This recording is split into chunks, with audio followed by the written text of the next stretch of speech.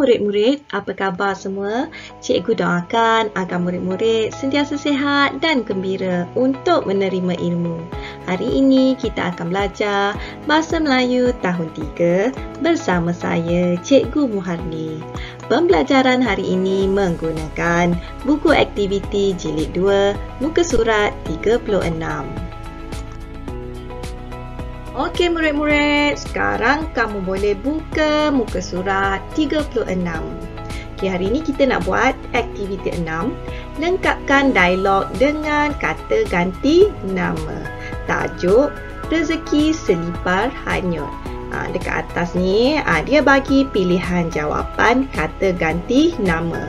Di bawah ni ada dialog. Jom kita mula.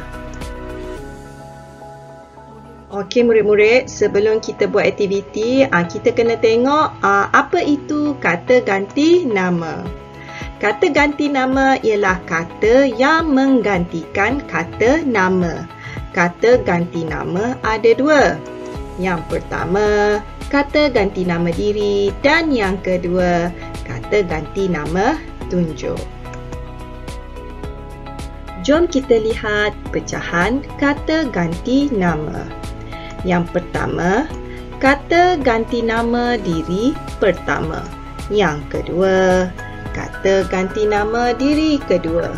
Yang ketiga, kata ganti nama diri ketiga. Yang keempat, kata ganti nama tunjuk umum. Dan yang kelima, kata ganti nama tunjuk tempat. Kata ganti nama diri pertama digunakan untuk menggantikan nama orang yang bercakap. Contohnya, saya, aku, kita dan kami. Kata ganti nama diri kedua pula digunakan untuk merujuk orang yang diajak bercakap. Contohnya, kamu, awak, kalian dan anda. Kata ganti nama diri ketiga digunakan untuk merujuk orang yang sedang diperkatakan. Contohnya, mereka, dia, beliau, ia. Kata ganti nama diri tunjuk umum ada dua. Itu digunakan untuk tunjuk sesuatu tempat yang jauh. Ini digunakan untuk tunjuk sesuatu yang dekat. Dan yang kelima, kata ganti nama diri tunjuk tempat. Sana digunakan untuk menyatakan tempat yang jauh. Sini digunakan untuk menyatakan tempat yang dekat. Dan situ digunakan untuk menyatakan tempat yang agak jauh tapi masih boleh dilihat. Okey, jom isi tempat kosong. Okey, lengkapkan dialog dengan kata ganti nama. Alia dan rakan-rakannya sedang belajar di dalam kelas. Cikgu Nurul. Murid-murid, pernahkah? Dia nak isi apa ni? Kat sini nak isi kata ganti nama yang merujuk kepada murid-murid. Kata ganti nama yang kedua. Pernahkah kosong mendengar kisah rezeki selipar hanyut? Okey, dia nak isi untuk kata ganti nama murid-murid. Jadi, kalau ramai, kalian. Okey? Murid-murid, pernahkah kalian mendengar kisah rezeki selipar hanyut? Murid-murid. Okey. Kami tidak pernah. Kami ni dia merujuk kepada mereka, murid-murid lah. Murid-murid tu cakap kata ganti nama diri yang pertama. Kami tidak pernah mendengar cerita cerita yang jauh tu. Cerita apa? Cerita itu. Okey, kami tidak pernah mendengar cerita itu. Cikgu ceritakannya kepada siapa? Nak suruh cerita kepada murid-murid tu balik. Murid-murid suruh cerita kepada diorang. Jadi Cikgu ceritakannya kepada kami. Okey. Jadi dia suruh cerita kepada murid-murid tu. Okey. Cikgu ceritakannya kepada kami. Alia pula. Ya, cikgu. Juga tidak sabar hendak mendengarnya. Ni merujuk kepada Alia. Jadi, jawapan dia apa dia? Saya. Okey. Ya, cikgu. Saya juga tidak sabar hendak mendengarnya. Alia cakap. Dia cakap diri dia lah.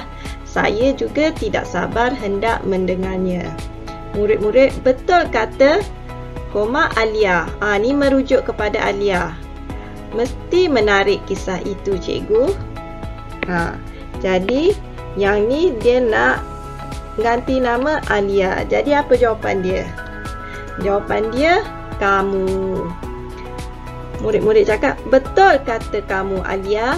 Mesti menarik kisah itu, cikgu. Okey, kita sambung ya. Cerita ini mengisahkan penduduk yang tinggal di sepanjang pantai di Afrika Timur.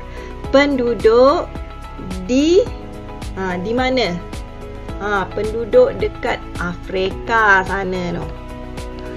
Merujuk kepada Afrika. Jadi penduduk di sana berasa sangat susah hati apabila melihat banyak selipar di pantai. Jadi, apa tempat kosong? Susah hati kerana habitat penyu boleh terancam. Siapa yang susah hati? Penduduk Afrika ni lah. Penduduk ni. Okey, jadi kata ganti nama mereka, kata ganti yang boleh digunakan mereka. Mereka susah hati kerana habitat penyu boleh terancam. Untuk mengatasi masalah, penduduk bekerjasama untuk mengutip selipar hanyut. Mereka menjadikan selipar hanyut sebagai bahan asas untuk menghasilkan pelbagai replika dan ukiran yang menarik. Kemudian mereka menjualnya. Oleh itu, siapa? Oleh itu, cikgu dengan murid-murid lah. Jadi jawapan dia, kita. Merujuk kepada cikgu dan murid-murid. Kita boleh mengambil iktibar daripada kisah ini. Mudah je kan? So, cikgu harap kamu boleh buat. Terima kasih cikgu ucapkan kerana mengikuti pembelajaran bersama Cikgu Muharni. Jumpa lagi di sesi pembelajaran yang akan datang. Jangan lupa ya untuk like, komen dan subscribe di channel Muharni Mus. Bye!